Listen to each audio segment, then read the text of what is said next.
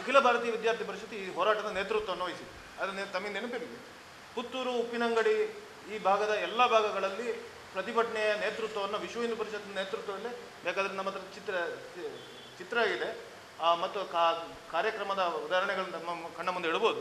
ನಮ್ಮ ನೇತೃತ್ವದಲ್ಲಿ ಸಾವಿರಾರು ಜನರನ್ನು ಸೇರಿಸಿ ಇದೇ ಸೌಜನ್ಯ ಹೆತ್ತವ್ರನ್ನ ಕರ್ಕೊಂಡು ಬಂದು ನಾವು ಅವರನ್ನು ಸಮಾಜಕ್ಕೆ ಪರಿಚಯ ಮಾಡುವ ದೃಷ್ಟಿಯಿಂದ, ಅನ್ಯಾಯ ಆಗಿದೆ ಅಂತ ಹೇಳುವಂಥದ್ದನ್ನು ಪರಿಚಯ ಮಾಡುವ ದೃಷ್ಟಿಯಿಂದ ಹೋರಾಟಗಳನ್ನು ನಮ್ಮ ಸಂಘಟನೆ ಮಾಡಿದ್ದು, ನಮ್ಮ ಸಂಘಟನೆ ಹೆಸರಿನಲ್ಲೇ ಮಾಡಿದ್ದು. ನಾವು ಅವತ್ತು ಹೋರಾಟ ಮಾಡಿರ್ತಕ್ಕಂಥದ್ದು ಒಬ್ಬ ಯಾರು ಇವತ್ತು ನಿಜವಾಗಿ ಅನ್ಯಾಯ ಆಗಿದೆ, ಒಬ್ಬಳು ಹೆಣ್ಣುಮಗಳು ಒಂದು ಅಮಾನುಷವಾಗಿ ಕೊಲೆಯಾಗಿದ್ದಾಳೆ, ರೇಪ್ ಆಗಿದೆ, ಅದು ಸಮಾಜದಲ್ಲಿ ನಡಿಬಾರದು ಅಂತ ಹೇಳುವ ಉದ್ದೇಶದಿಂದ ನಾವು ಮಾಡಿರ್ತಕ್ಕಂಥದ್ದು, ಅವತ್ತು ಮಾಡಿರ್ತಕ್ಕ ಅದೇ ಉದ್ದೇಶದಿಂದ. ಆದರೆ ಇವತ್ತು ಯಾರೋ ಇವತ್ತು ಆರೋಪಿಯಿಂದಿರ್ತವರು ಇವತ್ತು ನಿರ್ದೋಷಿ ಆಗಿದ್ದಾರೆ, ಯಾರು ಮಾಡಿದ್ದು ಅಂತ ಹೇಳುವಂಥ ಪ್ರಶ್ನೆಗಳು ಬರುವಂಥದ್ದು. ಇವತ್ತು ಸಮಾಜಕ್ಕೆ ಗೊತ್ತಾಗಬೇಕು ಯಾರು ಅಂತ ಹೇಳುವಂಥದ್ದು. ಆ ಉದ್ದೇಶವನ್ನು ಇಟ್ಟುಕೊಂಡು ಇನ್ನು ನಾವು ದೇವರ ಮೊರೆ ಹೋಗುವಂಥದ್ದು ಅನಿವಾರ್ಯ. ಆ ದೇವರೇ ಇವತ್ತು ಸಮಾಜದಲ್ಲಿ ಶಿಕ್ಷೆ ಕೊಡುವಂಥದ್ದು ಆಗಬೇಕು ಅನ್ನೋ ದೃಷ್ಟಿಯಿಂದ ಈ ಒಂದು ನಿರ್ಣಯವನ್ನು ಮಾಡಿರ್ತಕ್ಕಂಥದ್ದು. ಎರಡನೇದು, ಇವತ್ತು ಕಾನೂನಾತ್ಮಕವಾಗಿ ಸಹ ಚಿಂತನೆಗಳನ್ನು ಮಾಡ್ತಾ ಇದ್ದೇವೆ. ಇವತ್ತು ಹೈಕೋರ್ಟ್ನ ಕಾನೂನು ಪ್ರಮುಖರ ಜೊತೆ ಚರ್ಚೆಗಳನ್ನ ಮಾಡ್ತಾ ಇದ್ದೇವೆ.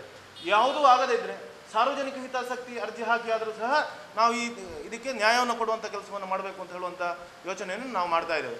ಮತ್ತು ಇವತ್ತು ರಿಟ್ ಹಾಕಬೇಕಾದ್ರೆ ಸೌಜನ್ಯ ತಂದೆ ತಾಯಿ ಅಥವಾ ಅವರೇ ಸಂಬಂಧಪಟ್ಟವರು ಹಾಕಬೇಕಾಗಿರ್ತಕ್ಕಂಥ ಅವಕಾಶಗಳಿರ್ತಕ್ಕಂಥದ್ದು.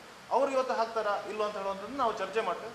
ಆಗದೇ ಇದ್ದರೆ ಅನಿವಾರ್ಯ ಕೊನೆಗೆ ಆದರೆ ನಾವು ಸಾರ್ವಜನಿಕ ಹಿತಾಸಕ್ತಿ ಅರ್ಜಿಯನ್ನು ಹಾಕಿ ಆದರೂ ಸಹ ನ್ಯಾಯ ದೊರಕಿಸುವಲ್ಲಿ ನಾವು ಅದಕ್ಕೆ 100ಕ್ಕೆ 100 ಸೌಜನ್ಯ ಅವಳಿಗೆ ಆತ್ಮಕ್ಕೆ ಶಾಂತಿ ಸಿಗುವಂಥ ಕೆಲಸವನ್ನು ನಮ್ಮ ಸಂಘಟನೆ ಮಾಡೇ ಮಾಡೋದು. ನಾವು ಯಾವುದೇ ಒಂದು ಕೊಲೆ ಹಿಂದಿರ್ತಕ್ಕಂಥದ್ದಲ್ಲ. ಈ ರೀತಿ ಸಮಾಜದಲ್ಲಿ ಘಟನೆಗಳಾದಾಗ, ಅವತ್ತು ಬೈಂದೂರಲ್ಲಿ ಭಾರತಿ ಕೊಲೆ ಆಯಿತು, ಪುತ್ತೂರಲ್ಲಿ ಅಕ್ಷತಾ ಕೊಲೆ ಆಯಿತು, ಅನೇಕ ಕೊಲೆಗಳಾದಾಗನೂ ಈ ರೀತಿಯ ಸಮಾಜದಲ್ಲಿ ಅಸಹಜ ಪ್ರಕ್ರಿಯೆಗಳು ನಡೆದಾಗ ನಾವು ಅದಕ್ಕೆ ಅದರ ವಿರುದ್ಧ, ಅನ್ಯಾಯದ ವಿರುದ್ಧ ಹೋರಾಟ ಮಾಡಿರ್ತಕ್ಕಂಥ ಸಂಘಟನೆ.